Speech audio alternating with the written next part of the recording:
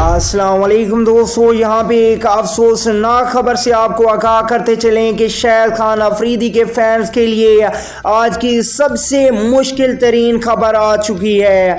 जी हाँ, शाहिद खान अफरीदी PSL 2022 से बाहर हो चुके हैं। क्या वजह बनी, आइए आपको बताते हैं। कौन कौन शाहिद अफरीदी का फ़ैन है और शाहिद अफरीदी को एक्शन में देखना चाहता है, नीचे कमेंट सेक्शन में ज़रूर बताएं। चैनल पे फर्स्ट टाइम है तो अभी इसे सब्सक्राइब करके बेल आइकन बजा दें। तो चलिए दोस्तों, वीडियो स्टार्ट करते हैं और आपको बताते चलें कि पाकिस्तान क्रिकेट टीम के लेजेंड ऑलराउंडर शाहिद खान अफरीदी इस बार क्वेटा ग्लैडिएटर की नुमाइंदगी कर रहे थे। आज प्रैक्टिस मैच के दौरान शाहिद खान अफरीदी शदीद जख्मी हो गए हैं, जिसकी वजह से उनकी PSL में शमूलियत मशकूक हो चुकी है। दुआ करें कि वो सेहतमंद हो जाएं और मुकम्मल PSL खेलें। अल्लाह निगहबान दोस्तों।